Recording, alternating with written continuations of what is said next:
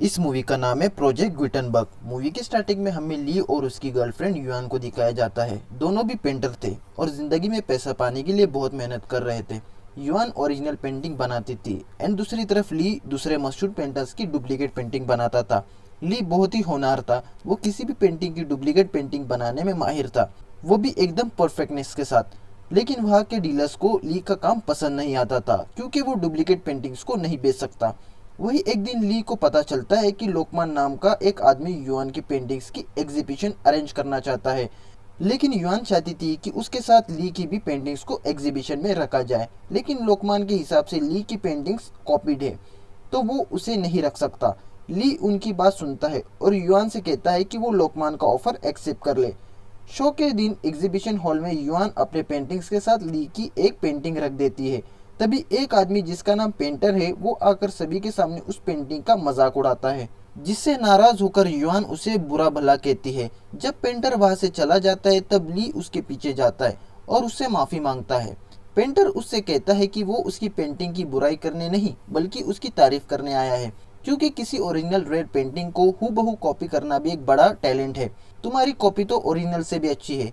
अब पेंटर ली को एक रेस्टोरेंट ले जाता है और उसे कहता है कि अपने आप को अंडर एस्टिमेट मत करो, तुम्हारे पास कमाल की स्किल है, तुम्हारे काम में परफेक्टनेस है। वो पेंटर ली को एक जॉब का ऑफर देकर वहां से चला जाता है। ली एग्जीबिशन हॉल में आकर अपनी ही पेंटिंग को आग लगा देता है, मानो उसने ठान ली कि उसकी जगह ओरिजिनल पेंटिंग में नहीं बल्कि फेक पेंटिंग में है। ली अब पेंटर से मिलकर उसे कहता है कि वो उसके लिए फेक पेंटिंग्स बनाने के लिए तैयार है, मगर वो पेंटर उसे कहता है कि उसे उसकी जरूरत फेक पेंटिंग बनाने में नहीं बल्कि फेक करेंसी बनाने में है। इस बात से ली उस पर गुस्सा होता है, पर पेंटर उसे समझाता है कि उसकी 3 जनरेशन फेक करेंसी बनाती आई है मगर कभी भी जेल नहीं गई। क्राइम अगर रूल्स और सोच समझ कर किया जाए तो कभी पकड़ा नहीं जाता, इसमें बहुत सक्सेस है। वो उसे डॉलर बनाने का ऑफर देता है और चला जाता है। ली जब घर पर आता है तो युआन को लोकमान के साथ जाते हुए देखता है। युआन ने ली को छोड़ने का फैसला किया क्योंकि ली ने एग्जीबिशन हॉल में अपने पेंटिंग्स को आग लगा दी।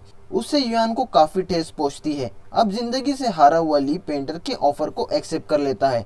पेंटर ली को बताता है कि यूएस गवर्नमेंट ने हाल ही में नई करेंसी इंट्रोड्यूस की है जो कि काफी कॉम्प्लिकेटेड है, उसे कोई कॉपी नहीं कर सकता, उसका डिजाइन बहुत ही कॉम्प्लिकेटेड है। करेंसी में इतनी बारीकियां है कि दुनिया की बड़ी सी बड़ी प्रिंटिंग मशीन भी कॉपी नहीं कर सकती। वो माइक्रो प्रिंटिंग का एक मास्टरपीस है। अब पेंटर को ली की इसलिए जरूरत है क्योंकि वो डॉलर को पेंट कर सकता है, वो भी प्रिंटिंग मशीन से भी बेहतर। अब यहाँ पेंटर ली को अपने बाकी टीम मेंबर से मिलवाता है। उसमें पहले तो होता है याम जो कि प्रिंटिंग प्लेट स्पेशलिस्ट है, दूसरा लीवान जो कि कलर थेरेपी की माहिर है, उसके हिसाब से डॉलर को प्रिंट करने के लिए कलर शिफ्टिंग इंक लगेगी, शुम जो कि किसी भी चीज का बंदोबस्त कर देता है, एंड वोंग जो कि सिक्योरिटी एक्सपर्ट होता है। अब डॉलर बनाना आसान काम नहीं होता, उसके लिए पहले तो स्ट्रेच फ्री पेपर की नीड होती है क्योंकि स्टार्च फ्री पेपर में ब्लैक इंक या तो पर्पल हो जाती है या तो फिर येलो हो जाती है। इसी के जरिए बैंक वालों को रियल एंड फेक करेंसी में फर्क समझता है। अब ली अपना काम स्टार्ट करता है और एक एक करके वो पूरी नोट का डिजाइन बनाता है। पेंटर उसके ये काम से बहुत ही खुश होता है। अब यह सबसे बड़ी प्रॉब्लम यह होती है कि वाटरमार्क को नोट के बीच फिट करना। यह पेंटर सभी को बताता है कि पुराने चाइनीज पेंटर जिस तरह अपनी पेंटिंग के 3 परत बनाते थे, ठीक उसी तरह से हम करेंसी के 3 लेयर्स बनाएंगे। हम बीच वाले लेयर पर वाटरमार्क रखेंगे। अब नोट की फर्स्ट कॉपी तैयार हो जाती है, पर नोट के लोगों में ओरिजिनल करेंसी की तरह मोर इफेक्ट की जरूरत होती है। मोर इफेक्ट मीन्स वो लोगो एक साइड से ग्रीन दिखता है एंड दूसरी साइड से गोल्डन कलर का, और उसके लिए जरूरत होती है उस टाइप के कलर शिफ्टिंग इंक की जो कि मार्केट में अवेलेबल नहीं होती। अब नेक्स्ट सीन में प्रिंटिंग मशीन खरीदने के लिए सभी ईस्ट एंड यूरोप जाते हैं जो कि सेकेंड हैंड का स्क्रैप मार्केट होता है। वहाँ ये लोग $5000 में मशीन खरीदते हैं। अब पेंटर ली से कहता है कि यूएस गवर्नमेंट करेंसी छापने के बाद बचा हुआ सारा stretch free paper telephone directory बनाने के लिए यूज करती है। वो डायरेक्टरी बनाने वाले के पास से पेपर खरीदते हैं। अब बच जाती है कलर शिफ्टिंग इंक, जिसे हासिल करने के लिए पेंटर के दिमाग में कुछ अलग ही आइडिया होती है। वो अपनी टीम के साथ गवर्नमेंट सिक्योरिटीज के लिए ले जा रहे इंक के वैन पर हमला कर देता है एंड ली भी उस गन फाइट में ना चाहते हुए भी शामिल हो जाता है। वैन में से इंक को निकालते हुए अंदर छुप के बैठा हुआ एक सिक्योरिटी गार्ड ली पे गोली चलाने ही वाला होता है कि तभी इतने में पेंटर आकर उसे बचा लेता है। वो आदमी पेंटर पर गोली चलाता है तो पेंटर गुस्से में आकर उन सारे गार्ड्स के साथ उस वैन को ही बॉम्ब से उड़ा देता है। पेंटर की इस हरकत से ली काफी नाराज होता है अब वही दूसरी तरफ हम देखते हैं कि कैनेडियन इंटेलिजेंस हांगकांग से फेक वाली करेंसी के एक्सपर्ट विंग को इस केस के लिए हायर करते हैं, क्योंकि पुलिस को पता चल गया था कि मार्केट में फेक नोट्स काफी बढ़ रहे हैं। अब कलर शिफ्टिंग इंक को यूज करके फाइनल करेंसी को प्रिंट करने का काम शुरू होता है। अब फाइनली जो करेंसी प्रिंट होती है तो वो हूबहू ओरिजिनल जैसी दिखने लगती है।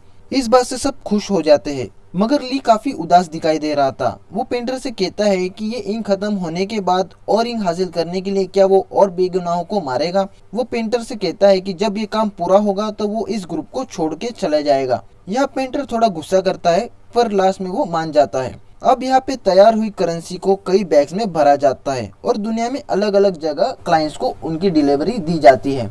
अब एक दिन ली कलर शिफ्टिंग इंक का एक तोड़ निकालता है। वो कार के सामने पेंटर को खड़ा कर देता है जिस पर कलर शिफ्टिंग टेक्निक का यूज किया गया होता है। अब ली उस पेंट को करेंसी नोट में यूज करने के काबिल बनाने के लिए एक्सपेरिमेंट शुरू करता है। दूसरी तरफ पेंटर अपने सबसे पुराने क्लाइंट से मीटिंग करने का प्लान करता है जिसका नाम जनरल था। जनरल का आदमी पेंटर की फेक करेंसी को अपने काउंटर फेक एक्सपर्ट चिंग से एग्जामाइन करवाता है। तभी वहाँ पे अचानक से ली आ जाता है। असल में ली अपने एक्सपेरिमेंट में कामयाबी की न्यूज पेंटर को देने आया था। यह ली ने अपनी होशियारी से वैसी इंक बना ली थी जैसे ओरिजिनल करेंसी में इस्तेमाल की जाती है। अब ली की इस कामयाबी से पेंटर काफी खुश हो जाता है और उसे अपने साथ जनरल से मिलने ले जाता है। पेंटर दरअसल जनरल को मारने के इरादे से वहाँ आया था, क्योंकि जनरल ने पेंटर के फादर को मारने के लिए 7 साल पहले कुछ रशियन गुंडे भेजे थे। यहाँ वो अपने फादर की डेथ का बदला लेने आया था, पर जनरल के इलाके में जनरल को मारना इतना आसान काम नहीं था। तो यह पेंटर अपना जैकेट खोलकर उससे लगे हुए बॉम्ब जनरल को दिखाता है जिसका रिमोट ली के हाथ में होता है। पेंटर ली से कहता है कि तुम्हारे हाथ में जो बॉम्ब का ट्रिगर है उसे चला दो, पर ली काफी डरा हुआ होता है। ली जैसे ही रिमोट नीचे गिराता है जिससे कि बाहर खड़ी हुई कार में बहुत बड़ा ब्लास्ट हो जाता है और तभी वहां पर गोलियां चलनी भी शुरू हो जाती है।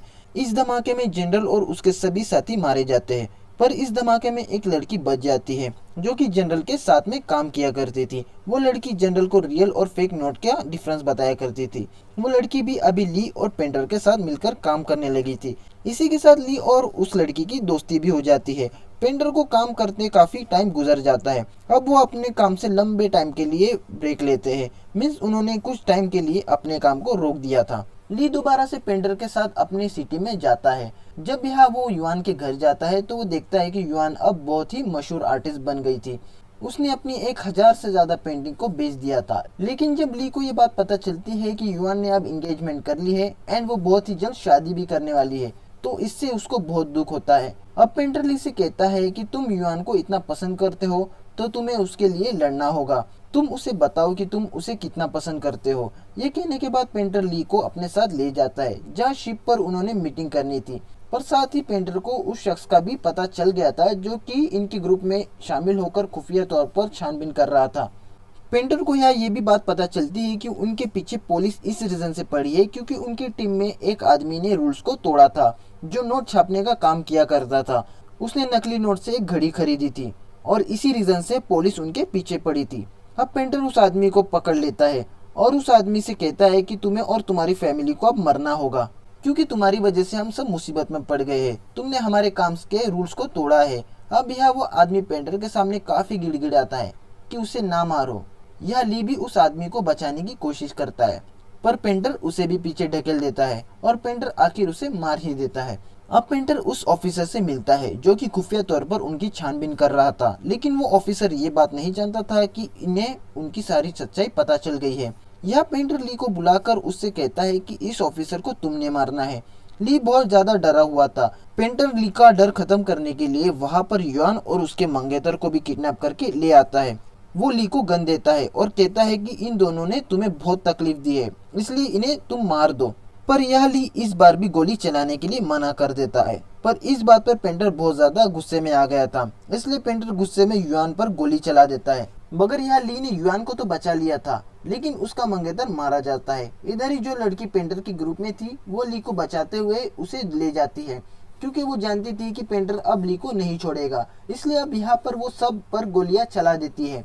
इस फाइट में पेंटर के सभी आदमी मारे जाते हैं और लास्ट में ली भी पेंटर को गोली मार देता है। वो उसे जान से मार देता है। अब यहाँ से वो लड़की ली को एक होटल में ले जाती है। वो दोनों भी यहाँ आकर बहुत डरे हुए थे, क्योंकि उन्हें लग रहा था कि पेंटर अभी भी मरा नहीं है, क्योंकि उसकी लाश पुलिस को अभी तक नहीं मिली थी। ली यहाँ से अब युआन से मिलना चाहता था, ये चेक करने के लिए कि वो ठीक भी है या नहीं। मगर वो लड़की ली को वहां जाने से बहुत रोकती है। वो कहती है कि मत जाओ, तुम्हारी जान को खतरा हो सकता है। मगर ली उसकी बात नहीं मानता और वहां से चला जाता है। जाते हुए ली ने एक गलती कर दी थी, वो एक नकली नोट को यूज कर देता है, जिस वजह से पुलिस ने भी उसे अब पकड़ लिया था। उसे अब पुलिस स्टेशन ले जाया जाता है, जहाँ पर पुलिस उससे पूछताछ करती है। मगर ली उन्हें कुछ नहीं बताता, क्योंकि वो बहुत ज्यादा डरा हुआ था। वो जानता था कि अगर उसने पेंटर के बारे में पुलिस को कुछ बताएगा तो पेंटर उसे जान से मार देगा, इसलिए वो पुलिस को कुछ भी नहीं बताता। अब कुछ दिन बाद ली से मिलने युआन आती है। वो भी उसे सब सच बताने को कहती है और उससे ये भी प्रॉमिस करती है कि वो उसे कुछ नहीं होने देगी। अब यहाँ पर पुलिस और ली के बीच ये बात तय होती है कि अगर वो पुलिस को सब कुछ सच बता देगा तो पुलिस उसे छोड़ देगी। अब यहाँ ली ये फैसला करता है कि वो पुलिस को सब कुछ सच बता देगा। अब वो यहाँ पर अपने पास के बारे में बताता है कि वो कैसे वो पेंटर से मिला और कैसे उन्होंने नकली नोट बनाने का काम किया और कैसे उसने फर्स्ट टाइम किसी आदमी को अपने सामने मरते हुए देखा। उसने पेंटर की पिक्चर भी बनवा दी थी और साथ ही में उस लड़की की भी, जो कि पहले जनरल के साथ काम किया करती थी। अब पुलिस यहाँ उन दोनों को ढूंढने में लग जाती है। जो पुलिस ऑफिसर पेंटर को ढूंढ रहा था वो देखता है कि वैसे ही शक्ल का एक आदमी पुलिस की यूनिफॉर्म पहन फिर रहा था। तभी पुलिस वाले उसे पकड़ लेते हैं, पर पूछताछ करने पर पता चलता है कि वो आदमी तो कब से पुलिस के लिए काम कर रहा था, तो ये वो शख्स कैसे हो सकता है। अब यहाँ पर हमें पता चलता है कि कहानी का असली सीक्रेट ली और उसका बॉस एक ही आदमी थे। यानी ली ने अपने ही दिमाग में एक ऐसे कैरेक्टर को बनाया था जो कि नकली नोट बनाने का धंधा किया करता था, ताकि वो ऐसे सच का सामना ही ना कर सके कि वो एक बुरा इंसान है। मीन्स नकली करेंसी का धंधा ली ही कर रहा था। इसने सबके सामने अपने आप को बहुत ही सीधा साधा पेश किया। यानी जब भी स्टोरी में पेंटर ने जो गलत काम किया वो ली ही था, वही अब तक सबको मार रहा था। उसने ऐसी चालाकी से स्टोरी को बुना जिससे कि वो सबको सच लगने लगी। यहाँ हमें एक और बात पता चलती है कि जो जेल में ली को छुड़वाने आई थी वो लड़की युआन नहीं, बल्कि वो लड़की थी जो कि जनरल के साथ काम करती थी। वो ली को बहुत पसंद करती थी, पर जब जनरल के घर ब्लास्ट हुआ तो उस ब्लास्ट में उस लड़की का चेहरा खराब हो गया था, इसलिए उसने अपने चेहरे की सर्जरी करवाकर अपना चेहरा युआन जैसा कर लिया था और इसलिए वो जेल में आई थी ली को बचाने के लिए। अब प्रेजेंट टाइम में हम ली और उसी लड़की को देखते हैं। वो लड़की ली से पूछती है कि तुम मुझे पसंद करते हो? तब ली कहता है कि नहीं, मैं सिर्फ असली युआन को ही चाहता हूँ। अगले ही दिन ये बोट में सिटी से दूर जा रहे थे ताकि ये कभी पकड़े ना जाए।